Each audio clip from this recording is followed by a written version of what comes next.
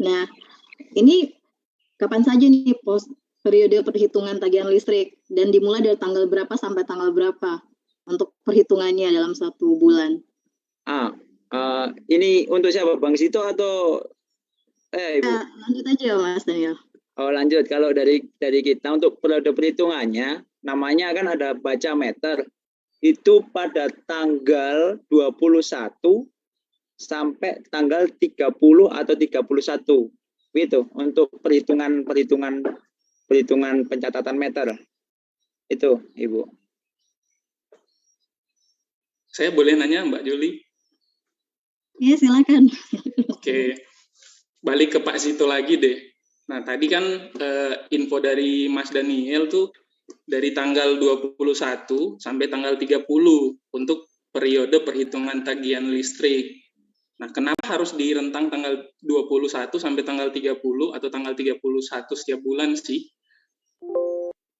Oke, kenapa periode perhitungannya 21 sampai tanggal 30 atau 31 akhir bulan gitu ya? Iya, betul, Pak. Nah, jadi gini, perlu kita ini samakan dulu persepsi ya, Mas Viano, Bu Juli. Periode perhitungan ini adalah periode perhitungan untuk pelanggan pasca bayar. Untuk itu ditekankan dulu, itu untuk pelanggan pasca bayar. Kalau untuk pelanggan prabayar, seperti kita ketahui itu udah pakai token ya, jadi kita nggak usah ngitung, pelanggan tinggal beli token, pelanggan pakai, pelanggan kalkulasi sendiri pemakaiannya, mau hemat, mau boros, nah itu semua di tangan pelanggan. Nah, kalau untuk yang pasca bayar ini, kenapa kita perhitungan pemakaian tenaga listriknya itu ada pada rentang tanggal 21 sampai dengan akhir bulan, karena masih banyak pelanggan PLN yang pasca bayar. Banyak sekali, sedangkan bisa dibilang tidak semudah itu untuk mencatat pemakaian pelanggan pasca bayar PLN. Ada kendala-kendalanya, misalkan cuaca atau mungkin pelanggan tidak ada di rumah, dan dengan jumlah pelanggan sebanyak itu maka dibutuhkan waktu untuk mencatat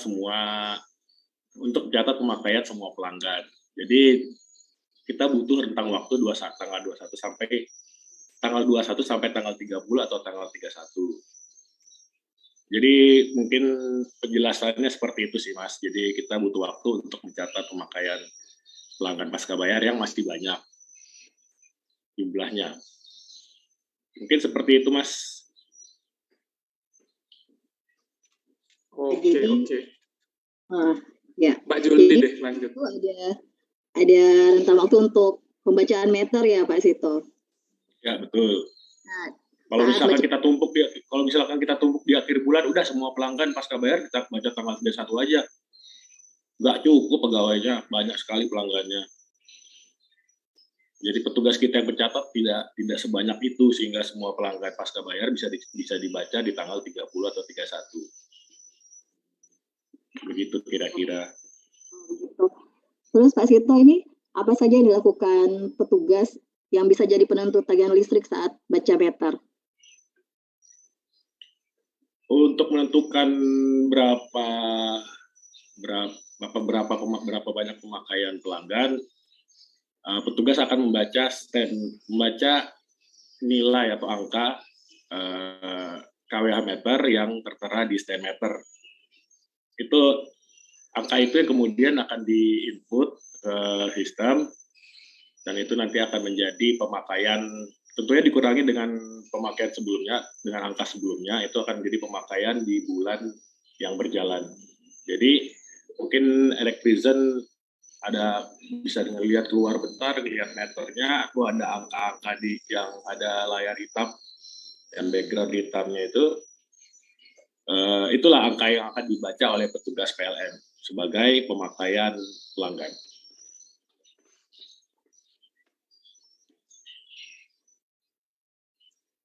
Oke. Jadi jangan diwarna-warnain sama Electrizen. Mentang-mentang warnanya nggak menarik kan, cuma hitam, clear diwarna-warnain, jangan. Itu mau dibaca. Oke Pak Sito, saya balik nanya ke Mas Daniel deh sekarang. Wewe, silakan. Nah, kalau misalnya nanti petugas PLN itu membaca stand meter yang di meter, emangnya seberapa penting sih angka stand meter dalam menentukan tagihan listrik atau pemakaian pelanggan? Monggo, Mas. Kalau menurut pandangan saya ini, pandangan Daniel, penting sekali. Dikarenakan apa? Misal kita sebagai pencatat meter ini, kita datang ke rumah, kita foto stand awalnya misal 10. Nah, kemudian kita masukkan ke aplikasi. Nah, kemudian stand akhirnya yang kita foto 15. Jadi kan stand akhir kurangi stand awal itu ada 5. Jadi untuk pemakaian bulan itu misalnya yang kita baca adalah 5 watt gitu. 5 kWh bukan 5 watt, 5 kWh. Jadi memang penting sekali. Misal kalau istilahnya ada di kWh meter itu meter buram, kemudian enggak bisa baca, segera lapor ke PLN. Gitu. Kalau lapor istilahnya, tempat PLN jauh, ada aplikasi mobile. Kalau download itu, ada pengaduan, klik pengaduan, kemudian meter buram, kan segera cepat ganti meter lagi. Gitu. Jadi untuk stand itu penting, memang penting karena di situ ada terdapat pengukuran pemakaian di situ. Gitu, Aviano. Oke, berarti kesimpulannya kalau misalnya bisa diambil stand awal dan stand akhir, berarti sebagai elektrizen atau sebagai pelanggan kita bisa menghitung sendiri sebenarnya ya pemakaian listrik kita gitu. Benar nggak, Mas Daniel? Betul. Itu tadi bisa. Nah, itu tadi stand akhir kurangi stand awal tadi. Oke, berarti sekarang makin penasaran nih. Gimana dengan pemakaian peralatan listrik yang di rumah? Nah, bisakah kita menghitung pemakaian listrik di rumah, misal kita menggunakan kulkas, TV, dan lain sebagainya? Monggo, Pak Zito deh. Menghitung pemakaian listrik di rumah ya. Itu bisa kita lakukan sendiri. Ini sebenarnya pelanggan PLN ini paling enak loh menurut saya. Bisa menghitung pemakaian sendiri, terus meternya di rumah sendiri, bisa kalau kita bisa ngitung, kita bisa tentukan kita mau hemat atau enggak. Ya kalau bisa misalkan dibandingkan dengan pulsa HP aja. Kita beli 50.000, tahu-tahu habis, kita nggak tahu. Sebenarnya berapa sih data yang dipakai? Sebenarnya berapa rupiah sih untuk nelpon? Udah berapa menit sih nelponnya? Berapa MB atau gigabyte data yang dipakai? Itu kan counternya itu bukan di HP kita kan, kita nggak bisa ngitung. Nah, untuk pelanggan PLN ini nikmat sekali. Jadi kita bisa ngitung sendiri pemakaian energi listrik kita sebagai pelanggan. Elektrisan bisa ngitung sendiri. Caranya gampang. Itu kalau ada alat-alat elektronik di rumah, misalkan lampu atau TV, itu kan biasanya di belakangnya ada ada spesifikasi elektronik ya. Nah, di situ dilihat dulu berapa watt itu alat elektronik itu. Misalkan satu lampu kita beli di Indomaret atau Alfamart, ini lampu 10 watt nih, oke, 10 watt.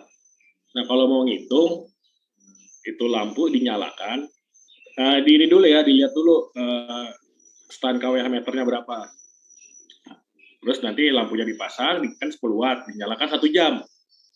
Nah, kalau lampu 10 watt dinyalakan 1 jam, berarti kan dia pemakaian energi listriknya gampang, tinggal dikali aja. Energi itu yang 10 watt dikali pemakaiannya, misalkan 1 jam, berarti energi listriknya adalah 10 watt hour. Nah, itu adalah pemakaian listrik untuk satu buah lampu dengan daya 10 watt dan selama 1 jam. Nah, itu tinggal dikalkulasi lagi. TV-nya berapa? TV-nya misalkan 100 watt. 100 watt, berapa jam pakainya? Kan pakainya mungkin kalau Bu Juli lagi nonton drama Korea bisa sampai 10 jam. Nah, 10 jam kali 100 watt. Nah, itu nanti ditambah, oh pemakaian TV segini selama 1 hari 10 jam, pemakaian lampu segini. Nah, itu tinggal dijumlah aja. Jadi elektrisian bisa lihat spesifikasi alat elektroniknya berapa watt, kemudian berapa jam pemakaiannya. Itulah energi yang dipakai oleh pelanggan. Nah, kalau mau dicek ke stand kW meter, nanti kalau udah selesai pakai alat elektroniknya, tinggal dilihat berapa perubahan angka di stand meternya itu. Nah, jadi mudah kan cara menghitung pemakaian energi listrik. Jadi tinggal elektrisian sendiri yang menentukan mau hemat, mau boros. Begitu kira-kira, Mas Viano. Menarik nih. Jadi bisa nambah ilmu untuk hemat listrik ya Pak Sito ya. Ya, betul. Nah, terus tapi kalau malam ini, kenapa? Lanjut aja Pak. Ya, tapi kalau misalkan memang dibutuhkan jangan hemat-hemat kali lah. Ya kan, kalau lagi lagi memang nonton drakor, Bu Juli kan biasanya sampai 10 jam gitu kan. Gak usah dihemat-hemat gitu ya Pak. Iya, cuman bisa dihitung gitu loh. Dramanya yang nggak usah dihemat ya. Nanggung, drakornya nanggung gitu. Iya, kalau nanggung lanjut aja. Oke. Nah, sekarang sama Mas Daniel nih. Misalnya kalau pagar di rumah kita tuh dikunci. Terus petugas baca meternya nggak bisa baca. Nah, apa yang dilakukan? Nah, itu yang pertama, paling banyak dikunci dan awas ada anjing galak. Kebanyakan di lapangan. Itu yang ditemui teman-teman baca meter di lapangan. Nah, kalau teman-teman tidak bisa memfoto meter, yang dilakukan itu adalah pemakaian rata-ratanya pemakaian rumah tersebut selama 3 bulan. Begitu. Itu yang pertama. Yang kedua, download aplikasi mobile, kemudian di situ ada pencatatan meter. Aduh, lupa kita kemarin anjing kita terlepas. Maka waktu tanggal 21 sampai 30 terlepas itu, catat meter nggak bisa masuk, download aplikasi mobile, pilih catat meter, foto di situ. Itu, Ibu Yuli. Memang di lapangan memang yang kita temui daerah Tondano, Air Madidi itu kan kebanyakan awas anjing galak semua itu. Ya, betul itu. Jadi itu juga kadang yang menjadi kendala kita, Bu Juli, Mas Viano. Petugas itu, makanya kita yang tadi sebelumnya kita bahas butuh rentang waktu, itu salah satu kendalanya. Kita pelanggan tidak bisa ditemui di rumah, ya kalau ada waktu baru kembali lagi nanti petugas catat meternya. Jadi kalau mau dikembalikan ke bahasan yang tadi, memang kita butuh waktu untuk mencatat pemakaian pelanggan. Itu salah satu kendalanya diceritain sama Mas Daniel tadi. Ada anjingnya, ya kan? Kita nggak tahu juga nih anjing udah suntik rabies atau belum kan? Itu yang menjadi kendala.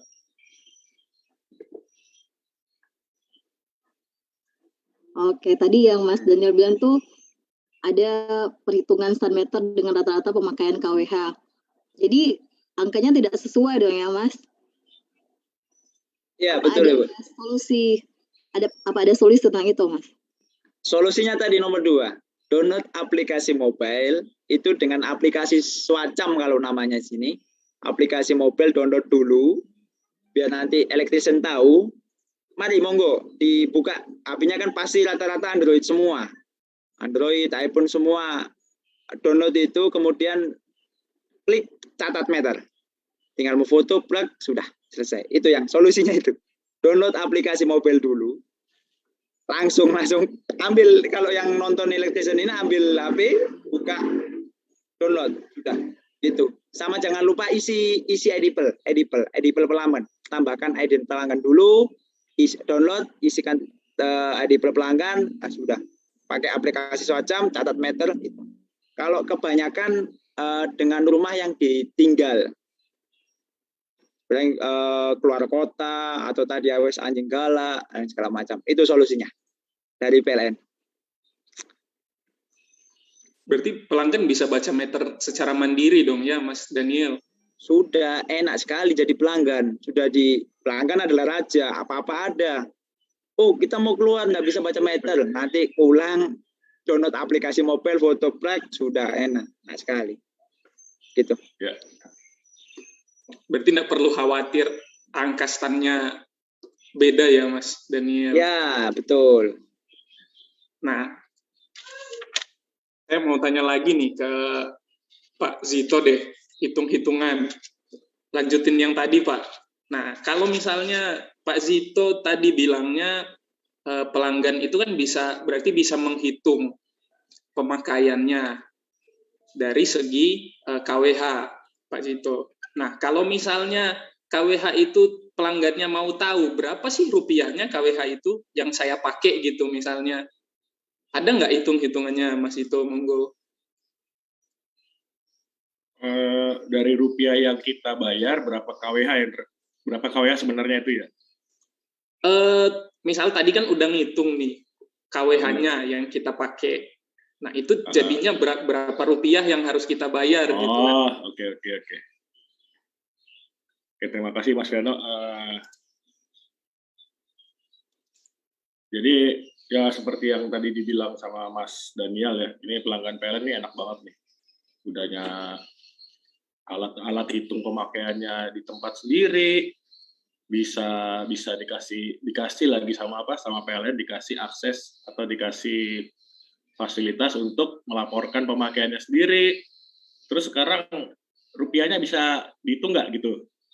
Nah, rupiahnya itu bisa dihitung, bisa di cross check jadi kalau misalkan sudah dilihat nih, Electrizen sudah melapor ke Swacam yang tadi dibilang sama Mas Daniel, udah melapor ke Swacam. Nah itu berapa rupiah sih yang harus dibayar dengan pemakaian yang sudah dihitung di Swacam itu. Jadi nanti di Swacam itu kan ada, kalau kita udah ngelapor pakai istilahnya catat meter mandiri ya, kita melapor di aplikasi PLN Mobile dengan fitur catat meter mandiri, nanti itu langsung keluar KWH-nya, berapa KWH yang dipakai untuk perhitungan bulan berjalan. Nah, bagaimana cara menghitung rupiahnya?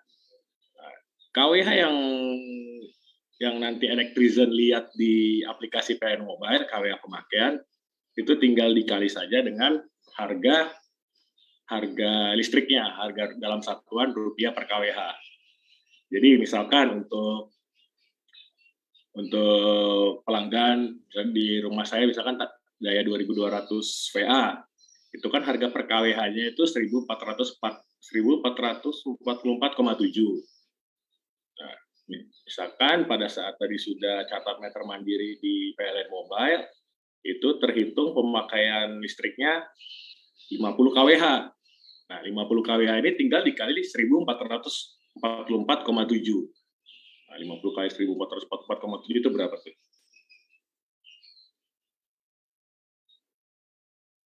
Berapa tuh ya? Bilanglah 70.000 lah. Misalkan bilanglah 70.000 ya. Jadi KWH yang tadi sudah dihitung di aplikasi PLN Mobile, kita kalikan dengan harga listrik rumah kita. Kalau di 1.200 VA, misalkan di rumah saya, berarti harga listriknya 1.444,7 rupiah per KWH. Itu dikali, anggaplah 70.000. Nah, 70.000 ini, jangan lupa, kita tuh juga ada namanya pajak penerangan jalan. Nah, jadi, pajak penerangan jalan itu, bagaimana cara menghitungnya? Itu tiap-tiap daerah, tiap-tiap Pemda, tiap-tiap provinsi, kabupaten atau kota itu beda-beda pajak penerangan jalannya. Kalau nggak salah, saya di Toli-Toli itu pajak penerangan jalannya 10%. Nah, mungkin di Manado juga 10% ya. Saya kurang kopi. Tapi kalau nggak salah juga di Jabodetabek itu kurang dari 10% dia. Dia itu 5 atau berapa ya pajak penerangan jalannya. Nah, 70.000 tadi yang udah kita hitung tadi, rupiah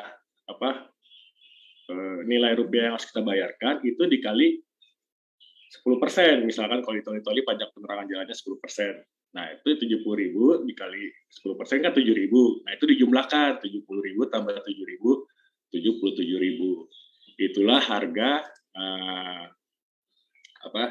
itulah jumlah tagihan yang harus dibayarkan oleh Elektrisen. Ingat ya, harus dibayarkan ya, jangan utang ya. Itu harus dibayarkan loh, 77.000 itu. Nah, itulah yang menjadi tagihan listrik pelanggan. Jangan lupa nanti kalau ada biaya admin dari instansi keuangan, misalkan bayarnya pakai Bank BRI atau bayarnya pakai GoPay, itu masing-masing lembaga keuangan itu atau badan usaha keuangan itu mempunyai biaya administrasi sendiri. Tapi yang mesti kita bayarkan ke PLN itu ya udah jumlah tadi itu 77.000 itu. Mungkin bisa menjelaskan sedikit atau banyak, bisa ditangkap Mas Fiano. Sangat banyak, sangat banyak dan sangat jelas Pak Zito.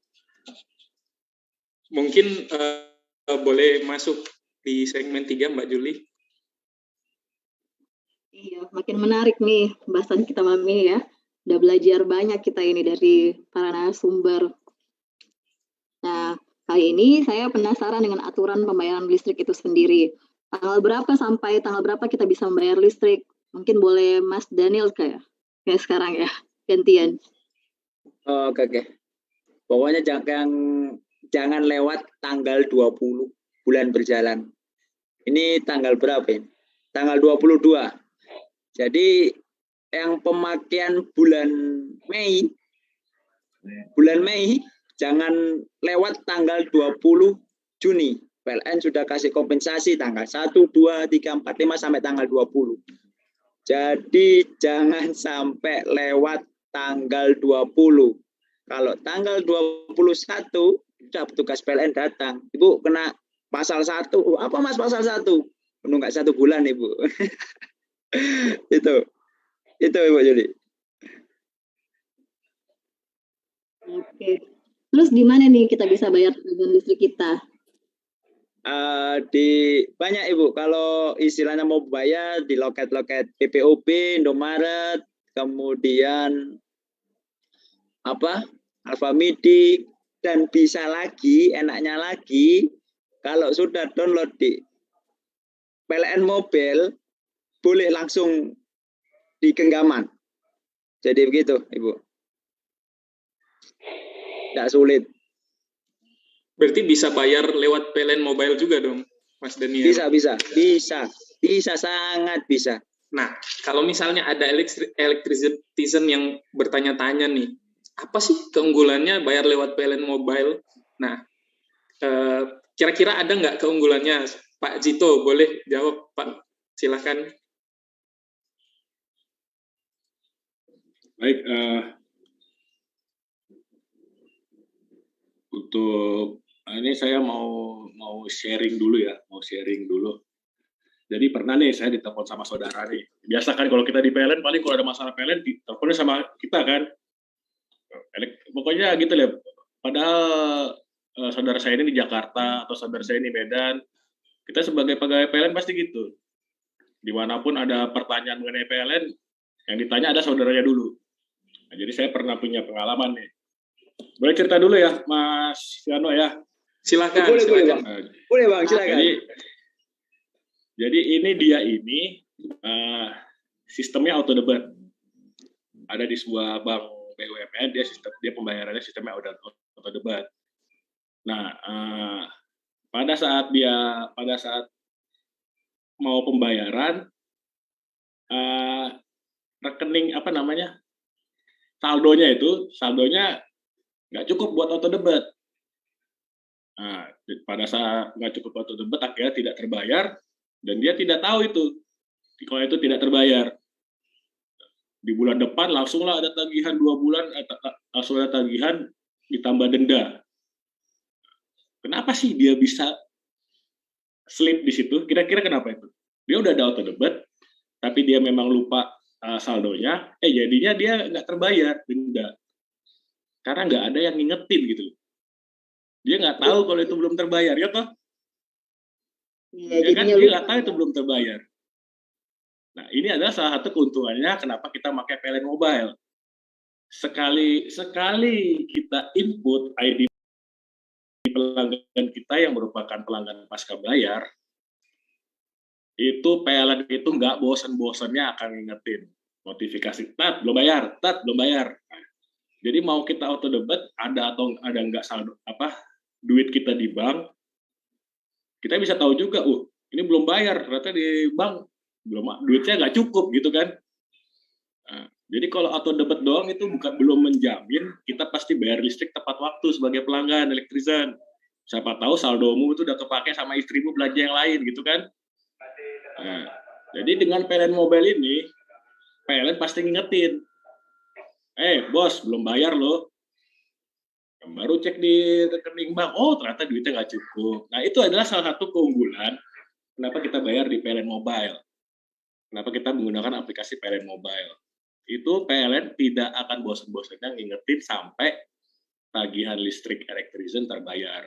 Itu mungkin pengalaman yang pernah saya dengar, cerita dari keluarga. Bu Juli, Mas Fiano. Oke, mantap sekali sharingnya Pak Sito. Berarti pengalaman juga ya bagi Elektrizen, ya emang sudah pede-pede pakai auto debit, ya tahunya saldonya ternyata nggak cukup gitu ya Pak. Nggak tahu ya kan, jadi, siapa yang pakai kan. Iya, jadi tetap PLN Mobile itu selalu mengingatkan ya Pak ya. Selalu mengingatkan. Jadi auto debit mungkin caranya dia supaya dia nggak lupa bayar listrik kan, supaya langsung terbayar. Ternyata bukan cara yang ampuh juga. Yang paling ampuh memang PLN Mobile. Pasti langsung dikasih peringatan, dikasih notifikasi kalau belum bayar. Itu mungkin jadi notifikasi juga kalau duit di ATM udah dikit kali ya. Bantu notifikasi. Mungkin itu ada notifikasinya ya Pak. Jadi Bang. Iya. Betul Bang. Jadi mantap banget ini ya aplikasi PLN Mobile-nya ya. Iya, lebih mantap dari auto debit kayaknya. Mungkin gitu kira-kira pengalaman yang saya tahu dari keluarga saya. Emang masih ada nih ya Pak Sito, masih ada yang terlambat bayar listrik ya? Kalau terlambat bayar listrik pasti masih ada ya Bu ya. Hampir di semua kantor PLN, wilayah kerja PLN pasti ada pelanggan-pelanggan yang telat bayar listrik. Baik sengaja maupun tidak sengaja. Cuman kalau kami harap sih Elektrizen yang nonton saat ini sudah bayar semua ya, tidak ada yang terlambat ya. Kalau nggak bisa nonton juga mungkin ya. Udah dicopot ya MCB-nya. Ya. Jadi memang masih banyak pelanggan yang terlambat bayar listrik. Itu dengan berbagai macam kendala ya. Kendala yang mungkin tadi diceritakan sama Mas Daniel, kalau nggak ada orang di rumah, atau kendala yang tadi yang pengalaman yang saya dengar dari keluarga saya itu tidak terauto debit, seperti itu yang membuat masih banyak pelanggan-pelanggan kita yang belum tepat waktu membayar listrik. Apa ada sanksi ya Pak Sito untuk yang terlambat bayar listrik? Bisa diinfokan mungkin sanksi apa aja begitu? Untuk keterlambatan bayar listrik itu, so saya rasa bukan keterlambatan bayar listrik juga ya, di mana-mana kalau terlambat bayar kita pasti sanksi ya. Terlambat misalkan terlambat bayar cicilan atau terlambat bayar tagihan kartu kredit. Nah, sama halnya dengan ini kan tetap jual beli tenaga listrik ya istilahnya kan, tetap adalah bisnis. Jadi kalau ada keterlambatan pasti ada denda dan sanksi. Nah, denda keterlambatan itu bermacam-macam. Itu tergantung dengan daya terpasang pelanggan. Seperti misalkan contoh di rumah saya 2.200 VA terpasang daya terpasang pelanggan 2.200 VA, itu biaya keterlambatannya 10.000 per bulan. Kemudian ada juga yang pelanggan yang mungkin udah lebih besar 6.600 sampai 14.000 VA, biaya keterlambatannya itu 3% dari tagihan rekening listrik. Nah ini kayaknya keluarga saya yang ini nih, yang daya besar, jadi ujuk-ujuk tiba-tiba ada denda 40 juta. Kemudian terus yang di atas 14.000 VA juga ada keterlambatannya 3% dari tagihan listrik. Jadi masing-masing daya terpasang itu biaya keterlambatannya, denda keterlambatannya, bukan biaya ya, denda keterlambatannya itu berbeda-beda. Mungkin bisa dilengkapi Mas Daniel. Tambahan untuk Abang Sito tadi kan sudah menyampaikan denda keterlambatan. Nah, kemudian ada lagi sanksi pemutusan. Sanksi pemutusan biar elektrisien enak didengar dan gampang diingat. Misal kalau ada opa, oma, ibu, bapak melihat, di PLN juga ada ini, pasal 1, pasal 2, pasal 3. Ingat kalau, aduh, kita lewat ini PLN belum bayar ini. Oh, ingat pasal 1. Pasal 1 maksudnya dalam arti menunggak 1 bulan. Denda keterlambatannya apa? Pasti MCB di rumah disegel. Itu yang paling gampangnya, paling sederhana. Mungkin ada opa-oma lihat ini, elektrisien lihat, itu tadi pasal 1 menunggak 1 bulan. Jadi MCB di rumah pasti disegel. Kemudian ada lagi sanksi pemutusan menunggak 2 bulan, pasal 2. Pasal 2 menunggak 2 bulan, bongkar rampung, meternya diambil PLN. Sudah. Kemudian ada lagi pelanggan yang menunggak 3 bulan. Pasal apa? Pasal 3. Dalam arti sudah bongkar rampung itu, kabel sudah dilepas, SR dari rumah dilepas, PTCG dilepas, bongkar rampung. Yang namanya bongkar rampung, nanti kalau pelanggan mau pasang baru, istilahnya sudah dipiutang ragu-ragu, jadi ada melunasi tagihan, denda, sama disertai pasang baru lagi. Itu untuk omak-omak yang lihat, itu tadi. Ingat, pasal 1, pasal 2, pasal 3. Untuk gampang diingat. Dah, gampang. Biar istilahnya jangan menunggak. Itu ingat pasal 1, pasal 2, pasal 3 PLN. Jadi kita meluruskan juga sharing di lapangan. Biasanya ya ada di air mandi nih kita ketemu oma.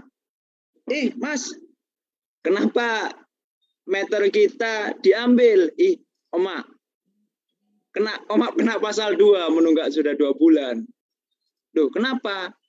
Yang itu kan torang per meter itu, Mas. Torang per meter bagaimana? Kebanyakan di lapangan bilang begitu. Kita cuma meluruskan ini. Jadi wewenangnya PLN dari PTCG kabel 2 sama meter itu PLN punya kewenangan. Dari kabel 2 itu IB, pelanggan punya kewenangan. Jadi kalau meter diambil kena pasal 2 tadi menunggak 2 bulan, jadi sudah kewenangannya PLN. Tapi banyak orang yang kita meluruskan, banyak pelanggan atau elektrisien bilang, oh torang P meter ini, torang P meter ini. Tidak ada. Jadi opa, oma, tante, om. Jadi kewenangannya PLN dari PTCG kabel hingga meter. Kemudian kabel yang keluar dari meter itu sudah IB. IB dalam arti instalasi bangunan. Kita cuma meluruskan itu. Jadi bukan omak P meter ini PLN punya meter. Jadi minta tolong lunasi dulu 2 bulannya, baru nanti orang omak P meter, bukan omak P meter, meter kita pasang lagi. Itu untuk istilahnya meluruskan di lapangan seperti apa. Kebanyakan orang berpikiran bahwa meter yang dipasang di rumah itu punyanya dia. Enggak. Jadi kewenangan PLN sampai meter. Itu Bu Yuli, Pak Viano, Bang Sito. Untuk tambahan.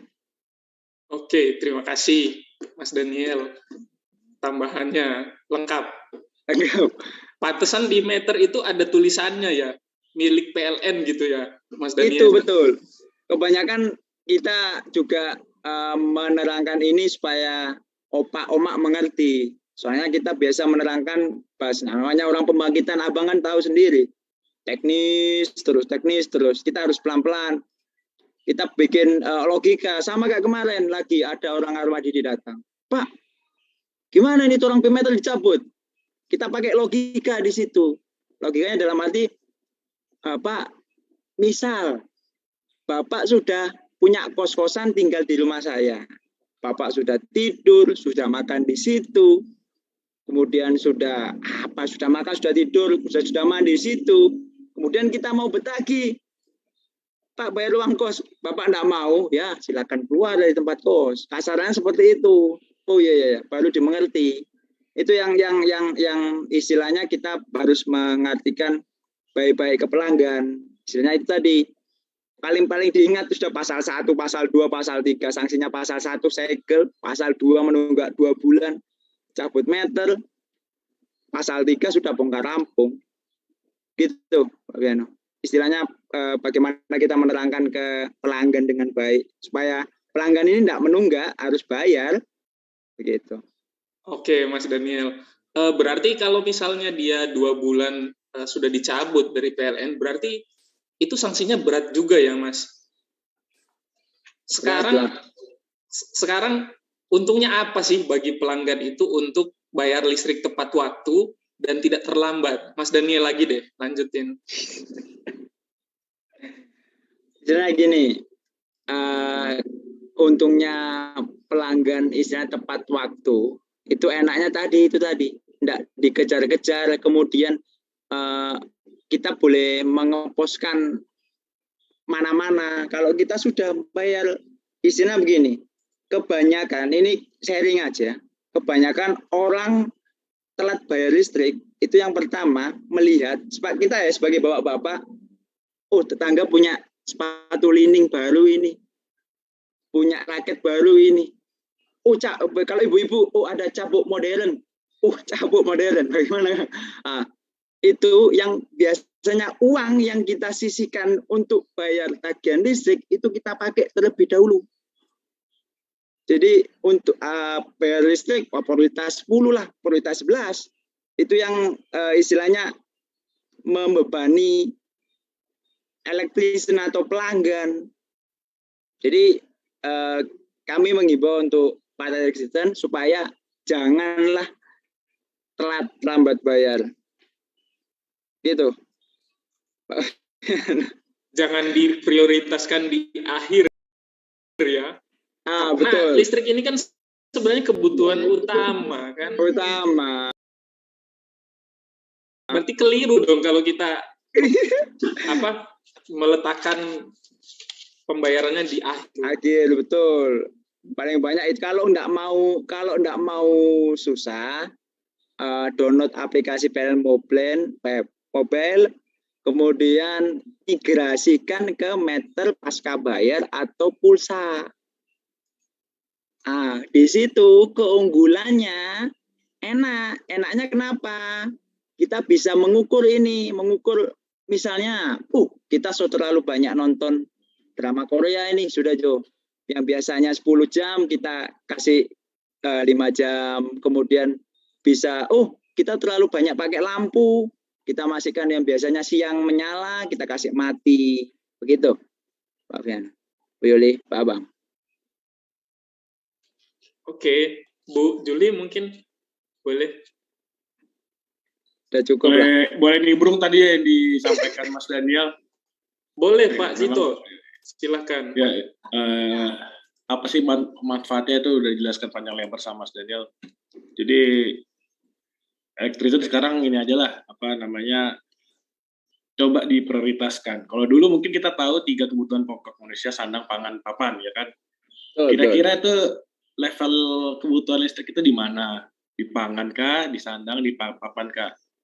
Nah, masa kalau misalkan sudah sama dengan kebutuhan pangan, makan nggak lupa, bayar listrik lupa.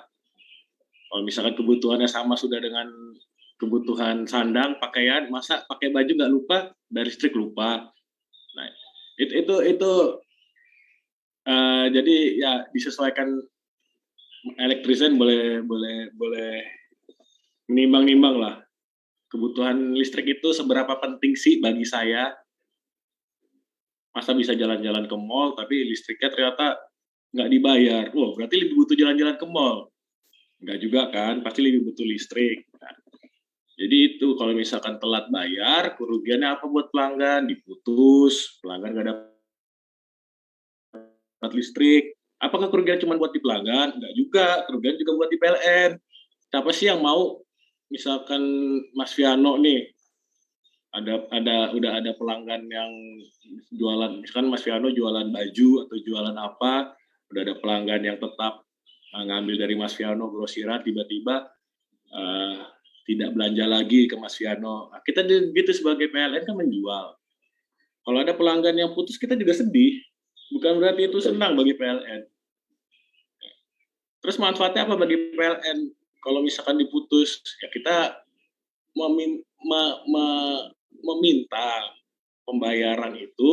Nah, itu pembayaran yang dibayar oleh pelanggan itu ujung-ujungnya kita buat untuk memelihara kondisi listrik, memelihara jaringan listrik, memelihara sistem ketenaga listrikan.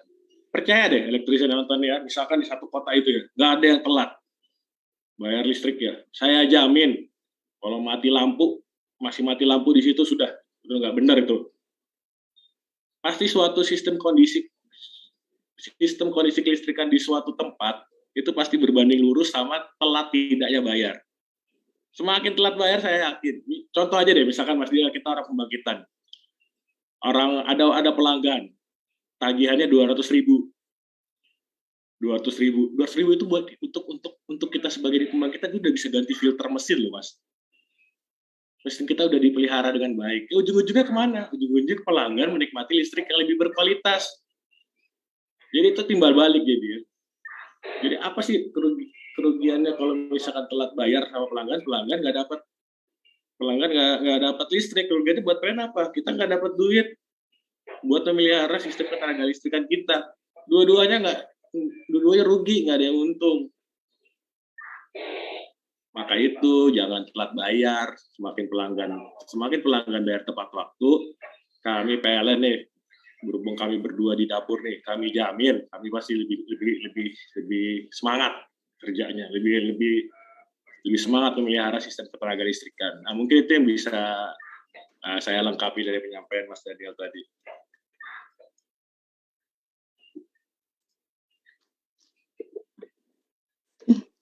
Oh, jadi gitu ya. Jadi listrik itu sebenarnya kebutuhan yang penting juga ya, Pak Sito, Mas Daniel. Betul, bahan pokok. Iya, karena memang listrik itu dibutuhin oleh kita semua. Jadi kita juga sebagai PLNers patut memberikan layanan yang terbaik bagi pelanggan untuk memenuhi kebutuhan listriknya. Tapi elektrisian juga ingat, harus punya tanggung jawab untuk membayar tagihan listrik tepat waktu. Dan sekarang ini udah tanggal 22. Bagi elektrisian yang belum bayar listrik, ayo cepat bayar. Udah banyak nih tempat-tempat bayar listrik yang kayak dibahas tadi ya. Dan ini mengingat waktu, jadi udah hampir sudah di penghujung acara. Mungkin kita tutup dengan closing statement aja ya dari para narasumber. Silakan Mas Daniel dulu ya. Abang dulu lah. Gimana, Bang? Ya, jadi untuk closing statement-nya kepada para pelanggan PLN, kita PLN itu badan usaha, iya. Jadi kita mencari untung, pelayanan iya. Badan usaha iya, pelayanan iya. Jadi untuk masalah pembayaran ini, namanya badan usaha nggak ada yang mau bayarannya telat. Jadi sehingga dengan sedemikian mungkin PLN akan menyediakan fasilitas banyak-banyaknya. Bagaimana cara pelanggan itu untuk membayar? Dulu mungkin kita masih bayarnya di loket-loket PP, kemudian ada loket-loket PPOB, kemudian berkembang lagi di merchant-merchant kayak Indomaret, Alfamaret, kemudian berkembang lagi kayak merchant-merchant pembayaran, GoPay, OVO, semua. Dan yang terakhir ini kita sudah memfasilitasi pelanggan untuk membayar melalui PLN Mobile. Dengan keuntungan apa? Dengan keuntungan reminder, pengingat. Kita akan mengingatkan pelanggan untuk selalu membayar. Dengan fasilitas segitu banyaknya, kami berharap tidak ada lagi pelanggan yang telat membayar tagihan listrik. Itu kalau saya rasa sih ya, kalau masih ada pelanggan yang telat membayar udah disengaja itu ya. Kalau udah download PLN Mobile terus masih telat, wah itu udah disengaja itu. Padahal udah diingetin terus. Nah, jadi PLN sudah membuka fasilitas sebesar-besarnya, sebanyak-banyaknya untuk pembayaran listrik agar tepat waktu. Dan maka itu mohon pelanggan memanfaatkan fasilitas tersebut, fasilitas di PLN Mobile.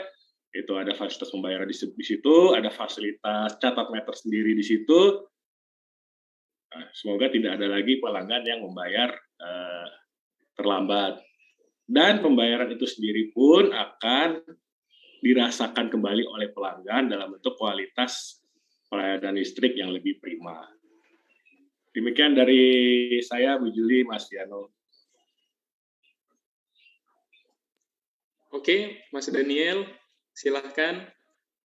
Kalau dari saya simpel, setialah dalam hal kecil, dalam arti membayar listrik tepat waktu. Apabila kalau orang itu sudah setia dalam hal kecil,